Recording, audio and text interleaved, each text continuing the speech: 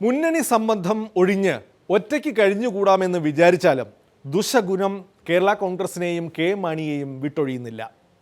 ബാർക്കോഴ കേസിലെ തുടരന്വേഷണത്തിന് കോടതിയെ സമീപിച്ച ഇതേ അന്വേഷണ ഉദ്യോഗസ്ഥൻ തന്നെയാണ് നേരത്തെ കെ മാണിയെ കുറ്റവിമുക്തനാക്കി കേസ് ക്ലോസ് ചെയ്തത്. കേസിൽ അന്നത്തെ വിജിലൻസ് ഡയറക്ടർ ഇടപെട്ടതായി ഉദ്യോഗസ്ഥൻ ഇപ്പോൾ പറയുന്നു. ചെന്നിത്തലയുടെ വിജിലൻസിൽ ഒരു തരത്തിലുമുള്ള ബാഹ്യസമ്മർദ്ദം ഉണ്ടായിരുന്നില്ലെന്ന് പറഞ്ഞ മന്ത്രി കെ മാണിയെ കുറ്റവിമുക്തനാക്കിയതിൻ്റെ ക്രെഡിറ്റും ഏറ്റെടുത്തു. കൂട്ടിലടയ്ക്കപ്പെട്ട നമ്മുടെ വിജിലൻസ് തത്ത ഇതാ ഇപ്പോൾ ഒരു പുതിയ കാർഡ് എടുക്കുന്നു. വിജിലൻസിൻ്റെ അന്വേഷണം അത്ര തൃപ്തികരമല്ല എന്നുള്ളതിൻ്റെ ഒരു ദൃശ്യമായ ഒരു ലക്ഷണമാണത്. ചില കാര്യങ്ങൾ അങ്ങനെ പൂർണ്ണമായിട്ട് അന്വേഷണം നടന്നിട്ടില്ല. സയൻറ്റിഫിക് ആയിട്ടുള്ള ചില കാര്യങ്ങൾ പൂർണ്ണമായിട്ടില്ല. നീ പകപോക്കാണല്ലേടാ.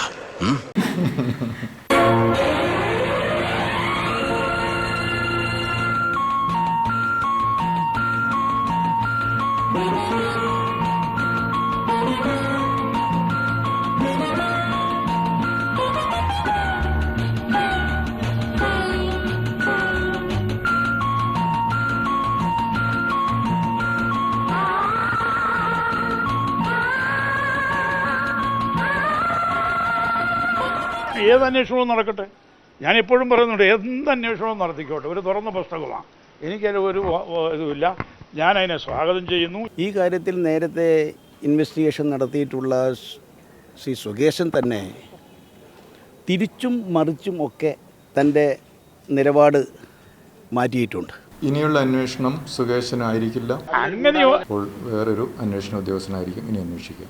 ഈ കേസ് അന്വേഷിക്കുന്ന SP സുകേശൻ തന്നെ ആദ്യം ഇത് അന്വേഷിക്കുകയും യാതൊരു തെളിവുമില്ല, എനിക്കെതിരെ മൊഴി പറഞ്ഞവരുടെ ടവർ ലൊക്കേഷൻ നോക്കിയിട്ട് അവരൊന്നും ആ ടവർ ലൊക്കേഷനിൽ അങ്ങനെ ആളുകളില്ല, ഇതൊക്കെ വെറും കളവാണ് എന്ന് പറഞ്ഞ് വീണ്ടും റിപ്പോർട്ട് കൊടുത്തു. 5-ാം തീയതി കോടതി തീരുമാനിക്കാനിരിക്കെ ഈ ഉദ്യോഗസ്ഥൻ തന്നെ ഇപ്പോൾ തുടരന്വേഷണം വേണമെന്ന് പറഞ്ഞ് ഒരു റിപ്പോർട്ട് കൊടുത്തിരിക്കുന്നതിൻ്റെ ന്യായം എന്താണെന്ന് ഞാൻ ചോദിക്കുക. സാറേ, എനിക്ക് ഭാര്യയും 3-4 കുട്ടികളുണ്ട്. എന്നെ ചതിക്കാൻ നോക്കണ്ട. സ്പെഷ്യൽ ഇൻവെസ്റ്റിഗേഷൻ യൂണിറ്റിലെ തന്നെ ഒരു DYSP ആയിരിക്കും ഇത് അന്വേഷിക്കുക. ഇങ്ങനെ പരസ്പരം മാറ്റി മാറ്റി പറയുന്ന മനസാക്ഷിയില്ലാത്ത ഒരു ഉദ്യോഗസ്ഥനെ പറ്റി എന്ത് പറയാനാ? കേസിൽ തുടരന്വേഷണം വരുന്ന സാഹചര്യം പ്രധാനമാണ്. മുന്നണികളെ പ്രലോഭിപ്പിക്കുന്ന കേരള കോൺഗ്രസ് എന്ന സുന്ദരിയുടെ വശീകരണ ശക്തി ഇനി അത്ര ഏൽക്കുമോ എന്ന് സംശയമാണ്. എനിക്ക് തോന്നുന്നു ഞാനിപ്പോൾ എടുത്തിരിക്കുന്ന രാഷ്ട്രീയ നിലപാടിൻ്റെ പിന്നിലുള്ള അസഹിഷ്ണുത പൂണ്ട ആലോചന കേന്ദ്രങ്ങളും ഈ ഉദ്യോഗസ്ഥനൊക്കെ ആയിട്ടുള്ള എന്തെങ്കിലും ആലോചനയുടെ ഫലമായിരിക്കാം എന്നെനിക്ക് തോന്നിപ്പോവുകയാണ്. ഇത് ഞാനിങ്ങനെ ഒരു രാഷ്ട്രീയ നിലപാട് സ്വീകരിച്ചപ്പോൾ തന്നെ ഇനി കൂടുതലൊക്കെ ഉണ്ടാവുമെന്ന് വിചാരിച്ചതാ. ഇനിയും വരുമായിരിക്കാം, വരട്ടെ.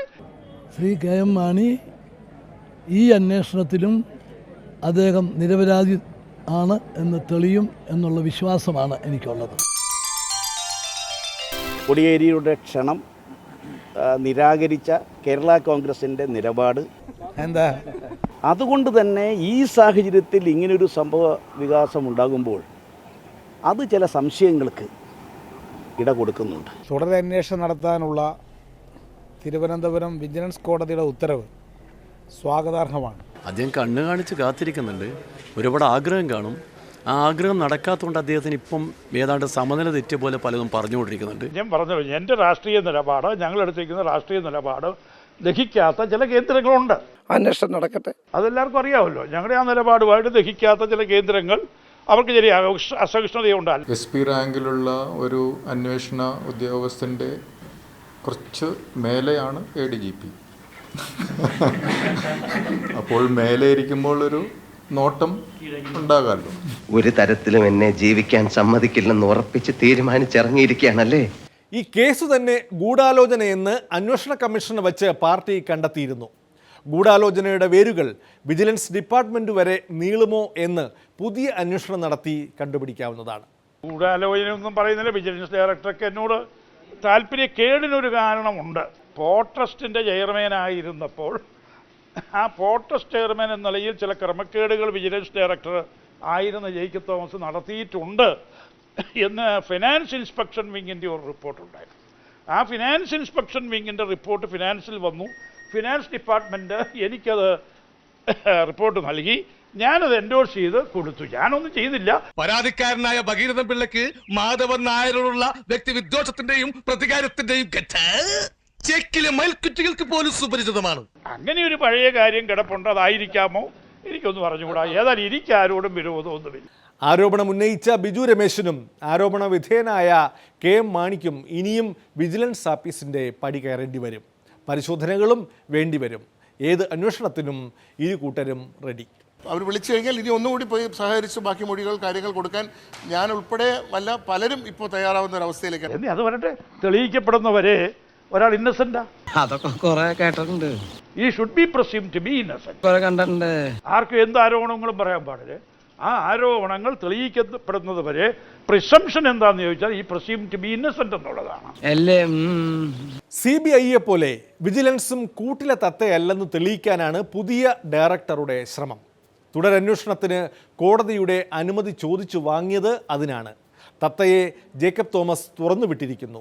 കൂട്ടിലെ തത്ത മാറി എന്നാണ് ഞാൻ പറഞ്ഞത്. ഇപ്പോൾ തത്തയല്ലെന്നും. പച്ചപ്പനന്ദത്തെ പുന്നാരപ്പൂമുത്തി ആഹാ